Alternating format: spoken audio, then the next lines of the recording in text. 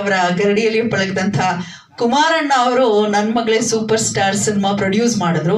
ಹಾಗೆ ಈಗ ಹತ್ತಿರದ ಒಡನಾಡಿ ಸ್ನೇಹಿತ ನಾಗೇಶ್ವರ ರಾವ್ ಅವರು ಅವರ ಗರಡಿಯಲ್ಲೇ ಪಳಗಿರುವಂಥದ್ದು. ರಾಮಕೃಷ್ಣ ಸರ್ ದಯಮಾಡಿ ವೇದಿಕೆಗೆ ಬರಬೇಕು. 12 ಗಂಟೆಗೆ ನಮ್ಮ ಚೇಂಬರ್ ಮೀಟಿಂಗು 12 ಗಂಟೆಗೆ ಇತ್ತು. ನಾನು ಅವ್ನಿಗೆ ಹೇಳಿದೆ ಫೋಟೋ ಹಾಕ್ಬಿಟ್ಟ ಅವನು. ಯಾವಾಗ ಫೋಟೋ ಹಾಕ್ಬಿಟ್ಟು ಬರ್ತಾರೆ ಅಂದ ತಕ್ಷಣ ಅದರ ಅರ್ಥ ಬೇರೆ ಆಗಿಬಿಡುತ್ತೆ. ನಾನು ಆಮೇಲೆ ನಮ್ಮ ಅಧ್ಯಕ್ಷನ ಕೇಳಿಕೊಂಡು ಒಂದು ಅರ್ಧ ಗಂಟೆ ತಡವಾಗಿ ಬರ್ತೀನಿ ಅಂತಂದೆ. ನಾನು 12 ಗಂಟೆಗೆ ಇದ್ದೆ. ಆದರೆ ಇವತ್ತು ನಾನು ಹೊರಡಬೇಕಾಗಿತ್ತು. ಅದಕ್ಕೋಸ್ಕರ ನಾರಾಯಣಸ್ವಾಮಿ ಅವ್ರನ್ನ ಕ್ಷಮೆ ಕೇಳ್ತಾ ನಾನು ಮಾತಾಡ್ತೀನಿ. ನನಗೆ ಇಲ್ಲಿ ಮಾತಾಡೋ ಹಕ್ಕು ಜಾಸ್ತಿ ಇದೆ. ಕಾರಣ ಇಷ್ಟೇ, ನಾನು ನೋಡಿದಂಥ ಯಾವತ್ತೂ ಒಂದು ನಿರ್ದೇಶಕನಿಗೆ ಮೊದಲನೇ ಕ್ಯಾಪ್ಟನ್ ಆಫ್ ದ ಶಿಪ್ ಅಂತ ಕರೀತಾರೆ. ಅಂತಹ ಒಂದು ನಿರ್ದೇಶನವನ್ನು ಜವಾಬ್ದಾರಿನ ಯಾವ ರೀತಿ ಹೊತ್ತಿದ್ದಾರೆ ಅಂತ ದಿನೇಶ್ ಬಾಬು ಬಗ್ಗೆ ನಾವು ಹೇಳೋ ಅಗತ್ಯನೇ ಇಲ್ಲ.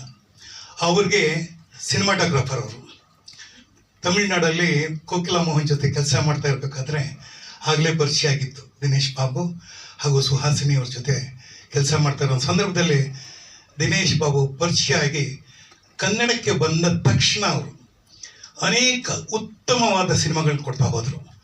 ಅದು ವಿಷ್ಣುವರ್ಧನ್ ಜೊತೆ ಮಾಡಿದಂಥ ಸುಪ್ರಭಾತ ಇರ್ಬೋದು, ಲಾಲಿ ಇರ್ಬೋದು, ರಮೇಶ್ ಅರವಿಂದ್ ಜೊತೆ ಮಾಡಿದಂಥ ಅಮೃತ ವರ್ಷಿಣಿ ಇರ್ಬೋದು, ಅನಂತ್ ನಾಗ್ ಜೊತೆ ನಾನೇನೂ ಮಾಡಲಿಲ್ಲ ಅನ್ನುವ ಒಂದು ಕಾಮಿಡಿ ಸಿನಿಮಾ ಆಗಿರ್ಬೋದು, ಹೆಂಡತಿಗೆ ಹೇಳ್ಬೇಡಿ ಅದು ಕೂಡ ತುಂಬ ಚೆನ್ನಾಗಿತ್ತು. ಅದರಲ್ಲಿ ಕಾಶಿನಾಥ್ ಮಾಡಿದಂತ ಕಾಣುತ್ತೆ, ಸಂಕೇತ್ ಕಾಶಿ.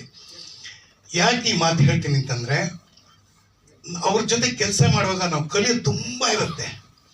ಅವರ ಶ್ರದ್ಧೆ ಎಷ್ಟಿರ್ತಂದರೆ ಬೆಳಗಿನ ಜಾವ 5 ಗಂಟೆಗೆ ರೆಡಿ ಇರಬೇಕು ಆರ್ಟಿಸ್ಟ್. ಚೆನ್ನಾಗಿ ಮಾಡಿರೋಂಥ ಬಲಗಾಲಿಟ್ಟು ಒಳಗೆ ಬಾ ಅನ್ನೋ ಒಂದು ಸಿನಿಮಾಯಿಂದ ಶುರುವಾಗಿದ್ದ ನಮ್ಮ ಎಲ್ಲರಿಗೂ ನಮಸ್ಕಾರ. ಇವತ್ತು ವಿಶೇಷವಾದ ದಿನ ಅಂತ ಅಂದ್ಕೊಳ್ತೀನಿ. ಕಾರಣ 2 ಚಿತ್ರದ ಟ್ರೈಲರ್ ಬಿಡುಗಡೆ ಮಾಡುವಂಥ ಒಂದು ಸೌಭಾಗ್ಯ ಇವತ್ತು ಈ ಒಂದು ವೇದಿಕೆ ಮೇಲೆ ಸಿಕ್ಕಿದೆ. ತುಂಬ ಖುಷಿ ಆಗ್ತಾ ಇದೆ. ಈ ಚಿತ್ರದ ನಿರ್ದೇಶಕರ ಬಗ್ಗೆ ನಾನೇನು ಹೇಳಬೇಕಾಗಿಲ್ಲ. ಅವರು ಒಂದು ಹುಲ್ಕಡ್ಡಿನ ಕೂಡ ಆ್ಯಕ್ಟ್ ಮಾಡಿಸೋಂಥ ಒಂದು ಕೆಪಾಸಿಟಿ ಇರ್ತಕ್ಕಂಥ ನಮ್ಮ ದಿನೇಶ್ ಬಾಬು ಸರ್ ಅವರು ಎಷ್ಟೋ ನಮ್ಮ ಕನ್ನಡ ಚಿತ್ರಗಳನ್ನ ಮಾಡಿ ತೋರಿಸಿದ್ದಾರೆ. ಈ ಚಿತ್ರನ 2 ಚಿತ್ರಗಳು ಡೈರೆಕ್ಷನ್ ಮಾಡಿ ಮತ್ತು 2 ಚಿತ್ರಗಳ ನಿರ್ಮಾಪಕರು ಒಬ್ಬರೇ ಆಗಿ ವಿಶೇಷವಾಗಿ ಈ ಒಂದು 2 ಚಿತ್ರದ ಟ್ರೈಲರ್ಗಳನ್ನ ರಿಲೀಸ್ ಮಾಡಿ ಇವತ್ತು ನಮ್ಮನ್ನು ಕರೆಸಿ ಈ ಜಾಗದಲ್ಲಿ ಕೂರಿಸಿ ಎಲ್ಲರೂ ಈ ಚಿತ್ರದ ನೋಡಿ ಆನಂದಿಸಿ ಅಂತ ಹೇಳಲಿಕ್ಕೆ ಹೇಳಿದ್ದಾರೆ. ಖಂಡಿತ ಒಳ್ಳೆಯದಾಗತ್ತೆ. ಅವರು ಒಳ್ಳೆ ನಿರ್ದೇಶಕರ ಕೈಗೆ ಸಿಕ್ಕಿದ್ದಾರೆ, ಒಳ್ಳೆ ನಿರ್ದೇಶನ ಮಾಡಿದ್ದಾರೆ. ಎಲ್ಲಕ್ಕಿಂತ ಹೆಚ್ಚಾಗಿ ಈ ಚಿತ್ರದಲ್ಲಿ ನಟಿಸಿದಂಥ ನಾಯಕ ಈ ರೀತಿಯಾದ ಒಂದು ಸಂದರ್ಭ ನನಗೂ ಗೊತ್ತಿರಲಿಲ್ಲ. ನನಗೆ ಉತ್ತರದ ಮಾತ್ರ ಟ್ರೈಲರ್ ರಿಲೀಸ್ ಅಂತ ಗೊತ್ತಾಗಿದ್ದು. ಆದರೆ ನಿನ್ನೆ ನಾಗೇಶ್ವರ ಫೋನ್ ಮಾಡಿ, ಇಲ್ಲ ನಂದು ಇನ್ನೊಂದು ಸಿನಿಮಾದು ಕೂಡ ಟ್ರೈಲರ್ ಇದೆ. ಇನ್ನೊಂದು ಸಿನಿಮಾನ ಅದು ಯಾವಾಗ ರಿಲೀಸು? ಅದು ಅವತ್ತೇ ರಿಲೀಸು. ಅದೇ ಡೈರೆಕ್ಟ್ರು, ಅದು ದಿನೇಶ್ ಬಾಬು ಡೈರೆಕ್ಟ್ರು. ಅದು ಹೆಂಗೆಯ ಎಷ್ಟು ಸಿನಿಮಾ ಮಾಡಿದ್ದೀರಿ? ನನಗೆ ಇಲ್ಲಿ ಬಂದಮೇಲೆ ದಿವ್ಯಾ ನೀನು ಹೇಳ್ದಾಗಲೇ ಗೊತ್ತಿದ್ದು ಅವನು 27 ಸಿನಿಮಾ ಮಾಡಿದ್ದಾನೆ ಅಂತ. ನನ್ಗೆ ಯಾವುದೋ ಒಂದೇ ಒಂದು ಗೊತ್ತಿತ್ತು, ವಿಜಯ ರಾಘವೇಂದ್ರನು ರಕ್ಷಿತಾ ಮಾಡಿರೋ ಒಂದು ಸಿನಿಮಾ. ಅದಾದ್ಮೇಲೆ ಇದೇ ಸಿನಿಮಾ ಅನ್ಕೊಂಡಿದ್ದೆ ನಾನು. ಇನ್ನು 27 ಸಿನಿಮಾ ಮಧ್ಯದಲ್ಲಿ ಗ್ಯಾಪಲ್ಲಿ ಏನೇನು ಮಾಡಿದೆಯಪ್ಪ ನೀನು? ನಾಗೇಶ್ವರ ಅವ್ರ ಬಗ್ಗೆ ಫಸ್ಟ್ ನಿರ್ಮಾಪಕರ ಅನ್ನದಾತರ ಅವ್ರ ಬಗ್ಗೆ ಹೇಳ್ತೀನಿ. ಯಾಕಂದ್ರೆ ಅವರು ಅದೇ ದಿವ್ಯಾ ಆಗಾಗ ಹೇಳ್ತಿದ್ಲು ವಿಗ್ ನಾಗೇಶ್ವರರಾವ್ ಅಂತ. ನಮಗೆ ಮೇಕಪ್ ಎಷ್ಟು ಮುಖ್ಯನೋ, ರಾಮಣ್ಣ ಎಷ್ಟು ಮುಖ್ಯನೋ ಅಷ್ಟೇ ಮುಖ್ಯ ನಾಗೇಶ್ವರರಾವ್ ಅವರು ಕೊಡುವಂಥ ಕೇಶವಿನ್ಯಾಸ.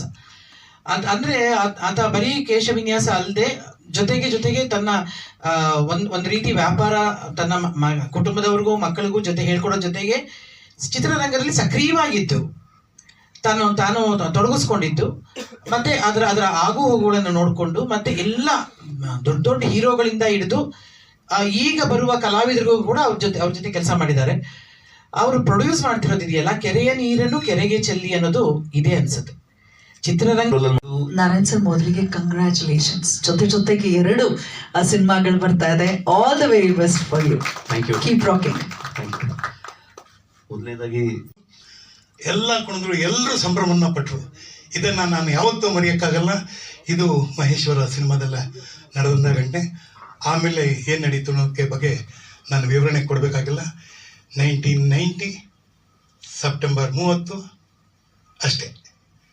ಧನ್ಯವಾದಗಳು.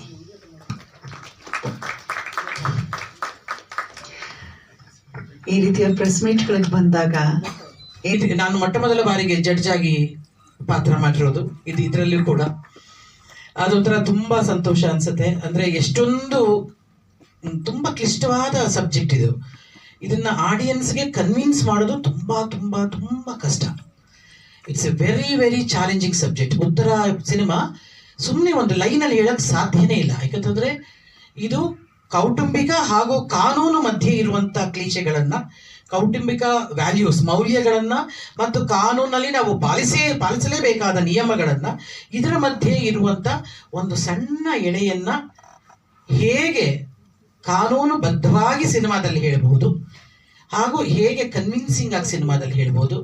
ಒಬ್ಬ ನ್ಯಾಯಾಧೀಶೆಯಾಗಿ ಈ ರೀತಿಯಾದ ಒಂದು ಸಬ್ಜೆಕ್ಟ್ ಅವ್ರ ಕಣ್ಮುಂದೆ ಬಂದಾಗ ಅವಳು ಹೇಗೆ ಅದನ್ನು ನಿಭಾಯಿಸಿ ಮಾತಾಡಬಲ್ಲಳು ಅನ್ನೋದಕ್ಕೆ ಇವರ ಸ್ಕ್ರಿಪ್ಟ್, ಇವರ ಡೈಲಾಗ್ಸ್, ಇವರ ಕತೆ, ನನಗೆ ನಿಜವಾಗ್ಲೂ ಹೇಳ್ತೀನಿ, ನೀವು 2 ಪಿಕ್ಚರು, ಒಂದೇ ಡೈರೆಕ್ಟರು, ಒಬ್ಬರೇ ಪ್ರೊಡ್ಯೂಸರು, ಒಂದೇ ಬ್ಯಾನರು, ಇದೇ ಮೊದಲ ಬಾರಿಗೆ ರಿಲೀಸ್ ಆಗ್ತಾ ಇದೆ.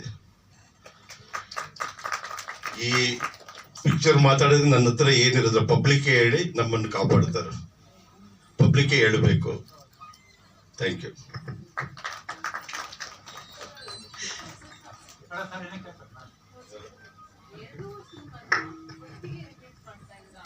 ಅವತ್ತು ನನ್ನ ಯಾಕೆ ಬೇಗನೆ ಬಂದೆ ಅಂತ ಬೈದ್ರಲ್ಲ, ಅಷ್ಟೇ ಬೇಗನೆ ಬಿಟ್ಕೊಟ್ರು.